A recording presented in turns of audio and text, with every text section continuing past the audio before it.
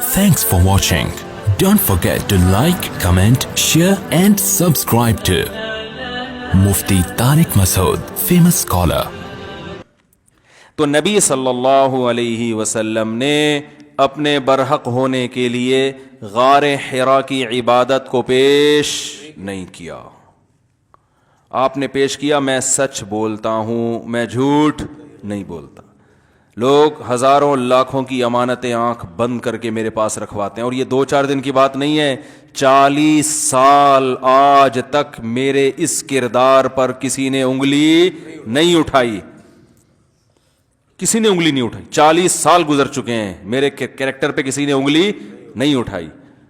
تو کیریکٹر کی ڈیفینیشن سمجھ میں آ گئی. What is character? سمجھ رہے ہو؟ کوئی غیر مسلم آپ کی نماز سے متاثر نہیں ہوگا, سمجھ رہے ہیں؟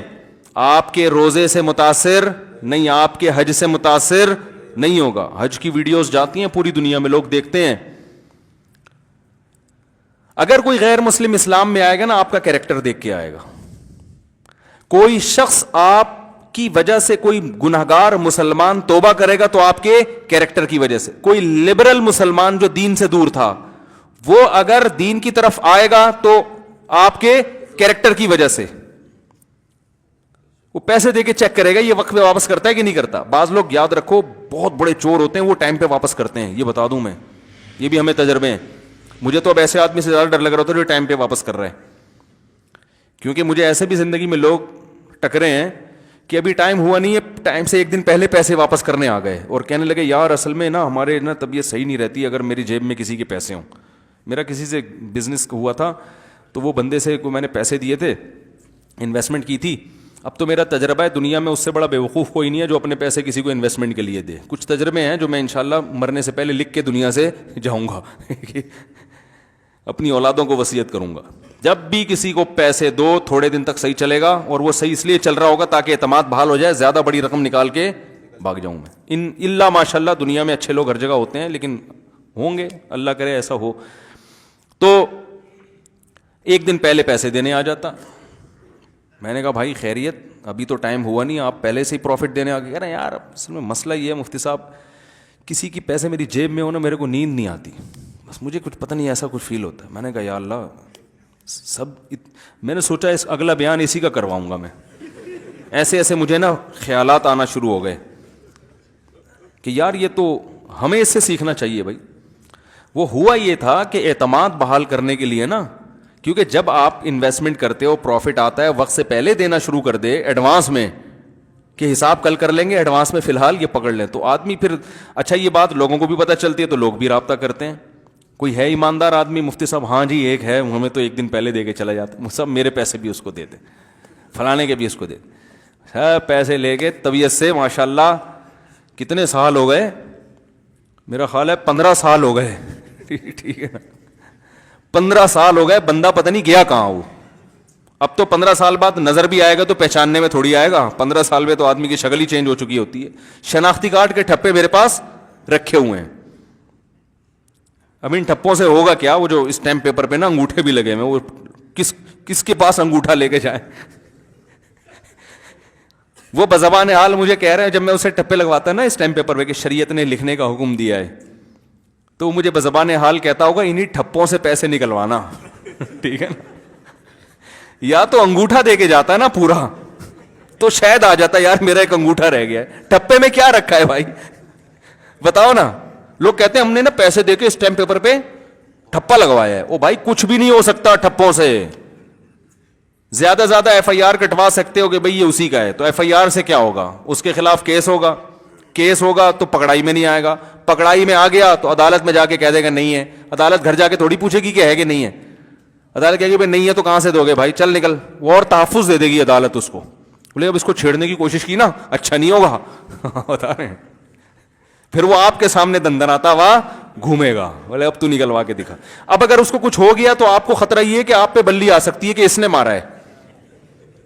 اب آپ اس کی حفاظت کی دعا مانگو گے, اے اللہ اس کو زندہ سلامت رکھنا, اس کو ڈینگی سے بھی نہ مارنا. صحیح ہے نا. وہ ایک مجھے واقعہ یاد آتا ہے, زمانے جاہلیت میں ایک شاعر تھا,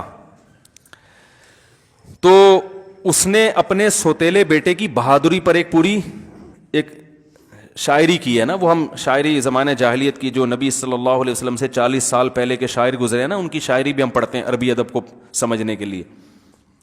تو اس نے کسی خاتون سے شادی کی, بیوہ خاتون سے, اس کا ایک سوتیلا بیٹا بھی تھا. بیٹے کو اپنی ماں کا شادی کرنا پسند نہیں تھا, وہ سوتیلے باپ سے نفرت کرتا تھا.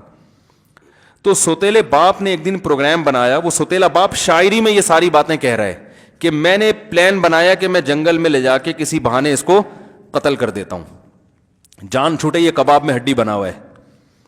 تو وہ تفریح کے لیے نا اس اپنے سوتیلے بیٹے کے ساتھ, جوان لڑکا تھا وہ, اس کے ساتھ جنگل میں نکل گیا, تفریح کی, یہ وہ گھوم رہے پھر رہے. تو کہہ رہے میں نے پلان بنایا کہ جب یہ رات کو سونے کے لیے لیٹے گا, گہری نیند جب سوئے گا نا, تو میں تلوار سے اس کا کام تمام کر دوں گا. تو کہہ رہا ہے کہ جب یہ لیٹا ہے نا سونے کے لیے, تو میں جیسے ہی قریب گیا مجھے لگا کہ یہ خراٹے آ رہے ہیں, تو اتنے میں ایک معمولی سا کوئی پتا آ کے اس کے اوپر گرا. ہاں مجھے یاد آیا کہ میں نے اس پہ نا ایک کنکر مار کے دیکھا, چھوٹا سا, کہ ایسا تو نہیں ہوش میں ہو, کنکر مار کے دیکھا تو ایک دم اٹھ کے بیٹھ گیا. اس زمانے میں لڑائیاں بہت ہوتی تھی نا, تو یہ بہادری کی علامت تھی کہ دشمن سے ہر وقت ہوشیار رہنا. کہہ رہے ایک دم اٹھ کے بیٹھ گیا, کہہ رہے کیا مسئلہ ہے, کیا ہوا؟ تو میں نے کہا کچھ بھی نہیں, وہ کہیں سے کنکر آ کے گرا ہے. اچھا ٹھیک ہے. کہہ رہے پھر دوبارہ لیٹ گیا.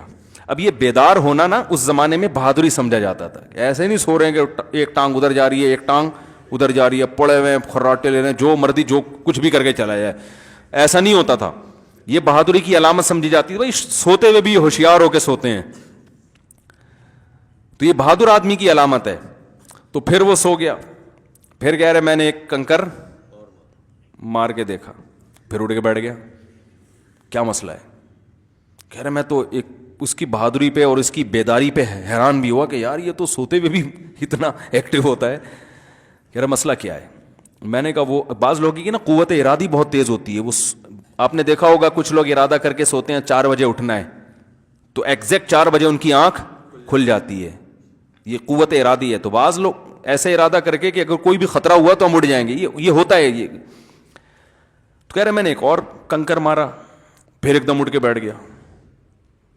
کہہ رہے 2-3 دفعہ جب ایسے ہوا نا تو اٹھ کے بیٹھ کے اس نے کہا کہ اب اگر میرے اوپر کنکر گرا نا تو میں تجھے مار دوں گا جان سے, کیونکہ اس کو شبہ ہو گیا تھا کہ یہ گڑبڑ, دشمنیاں تو تھیں, شبہ تو تھا کہ یہ مجھے کہیں قتل نہ کر دے. سوتیلا باپ ہے اور یہ جو ہے نا مجھے کباب میں ہڈی سمجھتا ہے تو قتل نہ کر دے, تو اس کو شبہ تو تھا. کہہ رہا ہے اب اگر کوئی کنکر میرے اوپر آ کے گرا تو میں تجھے مار دوں گا. تو وہ شاعر شاعری میں کہتا ہے کہ میں ساری رات حفاظت کرتا رہا ہوں کہیں سے کوئی کنکر اس کے اوپر آ کے نہ گر جائے. ساری رات میں اس حفاظت میں رہا ہوں کہ بھائی کوئی چیز نہ گر جائے, میری خیر نہیں ہے. پھر تو یہاں بھی ایسا ہی ہے کہ آپ کسی کے خلاف FIR کٹوا دو تو اب آپ اس کی حفاظت حکومت سے اور اس کے ماں باپ سے زیادہ کرو گے, یار اس کو کچھ ہو نہ جائے. تو اس لیے پیسے ویسے کوئی نہیں نکلوا سکتا, یہ خوب ذہن میں رکھیں. آپ بدماش کسی نے رکھے ہوئے ہوں تو ایک الگ بات ہے, لیکن وہ بدماش اپنا کمیشن اتنا لے لیتے ہیں, پھر ان کا کیا بھروسہ وہ جس نے پیسے کھائے وہ آپ سے بھی زیادہ کمیشن ان کو دے دیں, تو الٹا آپ سے اور پیسے نکلوا لیں گے. اس لیے بہتر یہی ہے جو آپ کی جیب میں ہے وہ صرف کس کے ہیں, آپ کے ہیں. تو خیر, تو یہ ہمارے مسلمانوں کے حالات ہیں, اکثر کے, میجورٹی کے حالات ہیں. لالچ, کنجوسی پیسوں کے معاملے میں, صداقت نہیں ہے, اور سخاوت بہت ہے.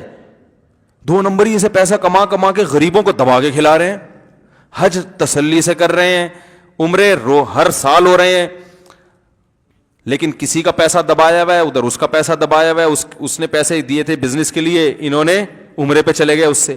عجیب قسم کی کنفیوژن ہے جو سمجھ سے بالا تر ہے. بھائی جب تو کسی کے پیسے تو نے کھائے ہوئے ہیں تو لوگوں کو کیوں کھلا رہا ہے؟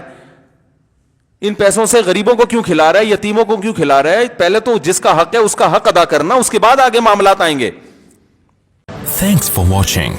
Don't forget to like, comment, share and subscribe to Mufti Tariq Masood Speeches channel.